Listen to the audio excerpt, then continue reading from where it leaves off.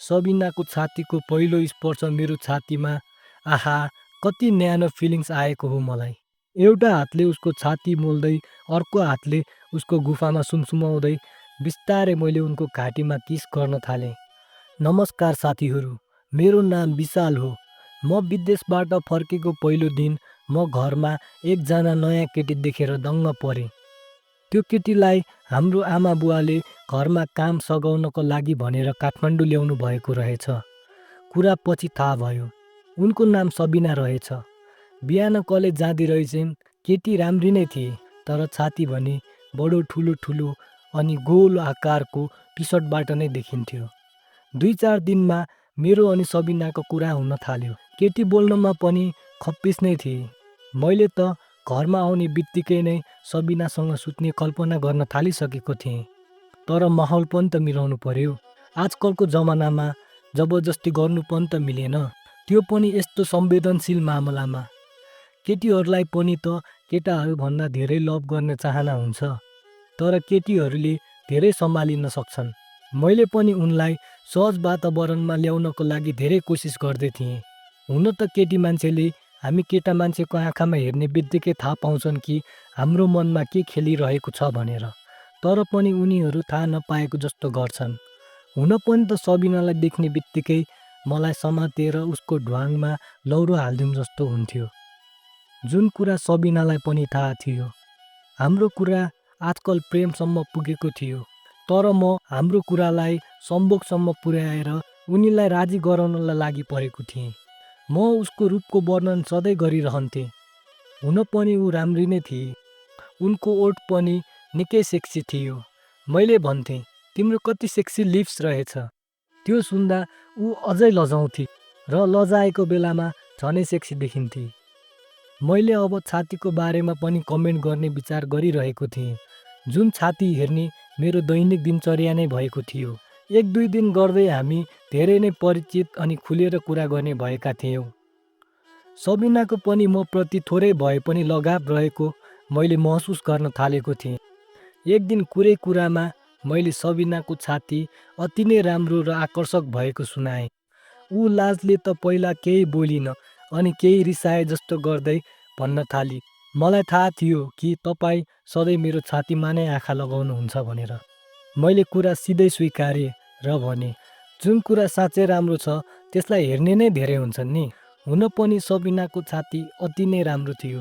कपडा बाहिरबाट त धेरै सुन्दर देखिन्छ भने खोलेर हेर्न र छुन पाए कति आनन्द हुन्थ्यो होला। मैले केही कुरा बाँकी नराखी भनिदिएँ। सबिनाले जे ठाने पनि मैले आफ्नो कुरा प्रष्ट नै भने। उसले केही बोलिन, तर रिसाए जस्तो गरी। मलाई थाहा छ उसलाई के बितेको छ भनेर। दिनहरू बितिरहेका थिए। एक दिन सबिनाको पहिलो वर्षको रिजल्ट भयो। सबिना पास भई। मैले उसलाई बधाई दिँदै उसलाई अँगालो मारेँ। त्यो मेरो पहिलो दिन थियो। सबिनाको छातीको पहिलो स्पर्श मेरो छातीमा, आहा कति न्यानो फिलिङ्स आएको हो मलाई। सबिनाले पनि मलाई अँगालेर थ्याङ्क्स भनी। मैले भने, थ्याङ्क्सले मात्र चल्दैन है, अरू पनि चाहिन्छ। उसले भने, हुन्छ। कुरा एक दिनको हो। मैले दिउँसोदेखिबाट नै सबिनालाई जिस्काइरहेको थिएँ। ऊ मलाई पनि रिसाए जस्तो गर्दै गाली गर्दै थिए। त्यो दिन मैले सबिनालाई भनेको थिएँ कि आज म तिम्रो कोठामा आउँछु, ढोका लक नगर्नु है। उसले रिसाउँदै भनी, हिम्मत छ भने आएर देखाउनु न त।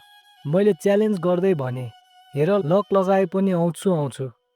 उसले रिसाउँदै आमा बुवालाई भनिदिने धम्की दिए। मैले जे गरे पनि गर, तर म आज राति आउँछु भनिदिएँ। ऊ अलि डराए जस्तो देखिन्थे। त्यही पनि सम्हालिँदै मजाक नगर्नु भन्थे। बेलुका भयो। म सबिनाको रुममा पुगेँ। म सरासर सबिनाको नजिकै पुगेँ अनि बसेँ। सबिना यो पटक भने साँच्चै डराई अनि भन्न थाली, आमा बाबाले देख्नुभयो भने मेरो के हालत होला। मैले सम्झाउँदै भने, नडराउ, म कसैलाई पनि भन्दिनँ अनि आमा बुवा पनि सुतिसक्नु भएको छ। सबिना मलाई सम्झाउँदै पर हट्न लागेकी मात्र के थिए, मैले सबिनालाई च्याप्प समातिहालेँ अनि उसको घाँटीमा किस गर्न थालेँ अनि दुवै हातले उसको छातीमा माड्न थालेँ।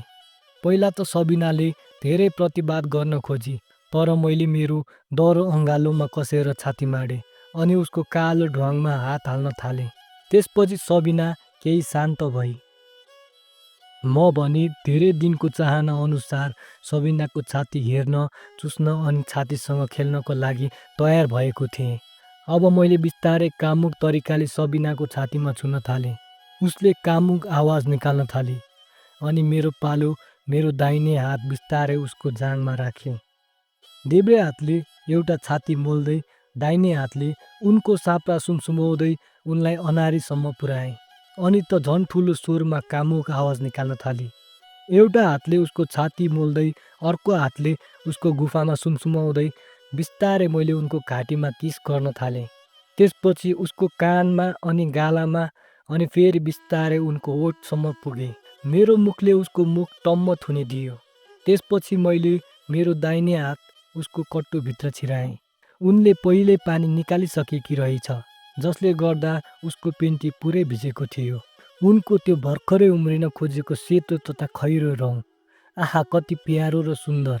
अनि मैले मेरो हात निकालेर कपडा बाहिरबाटै सुमसुमाउन थालेँ।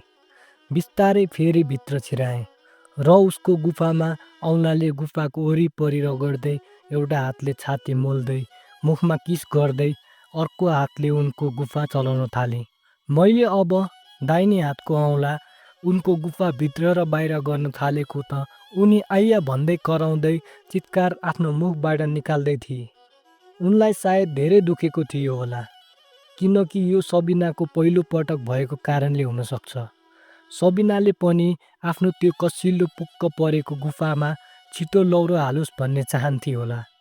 त्यसपछि मैले पनि ढिला नगरी बिस्तारै दाहिने हात उनको गुफाबाट झिकेर उनको सुरुवाल र टी सर्ट खोलिदिएँ अनि उसलाई किस गर्दै छिटो छिटो आफ्नो सबै कपडा खोलेँ र उनको पनि सबै कपडा खोलिदिएँ। अब हामी दुवैजना बिना कपडाको भएका थियौँ। दुवै हातले उसको छाती मोल्दै बिस्तारै मुखमा किस गर्दै उनको त्यो कुवासम्म पुगेँ र मजाले उनको त्यो कुवाको नुनिलो पानी खान थालेँ। उनीले फेरि कामुक आवाज निकाल्दै थिइन्। मैले पनि मेरो बाँस जस्तो लौरो उनको प्वालको किनारामा दलेँ र बिस्तारै उनको गुफाको दुलोमा हालेँ।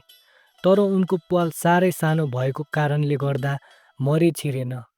त्यसैले मैले मजाले बल गरेर धक्का दिएको त स्वाट्टै गयो। मैले मेरो लौरो एकछिन नचलाइकन उनको गुफाभित्र राखिराखेँ। त्यसपछि बिस्तारै गुफाभित्र लौरो चलाउन थालेँ अनि बिस्तारै लौरोलाई भित्र बाहिर गर्न थालेँ। अब त ऊ पनि तलबाट बल लगाएर मलाई साथ दिन थालिन्। त्यसपछि मैले पनि फटाफट लौरो भित्र बाहिर गर्न थालेँ। उनले मन्द मन्द आवाज निकालिरहेकी थिइन्। यसरी करिब 30 मिनट जति पिङ मचे झैँ मचेपछि म शिथिल भएँ। मैले मेरो लौरो निकालेर उनको मुखभरि ज्वालामुखी विस्फोटन गरिदिएँ र मेरो लौरो उनको मुखमा कोजिदिएँ। सुरुमा त उनले आनाकानी गरिरहेकी थिइन्, तर ज्वालामुखीको स्वाद राम्रो लाग्यो जस्तो छ उसलाई। त्यसपछि उसले ललिपप जस्तै गरेर चुस्न थाली। मलाई साह्रै आनन्द आइरहेको थियो।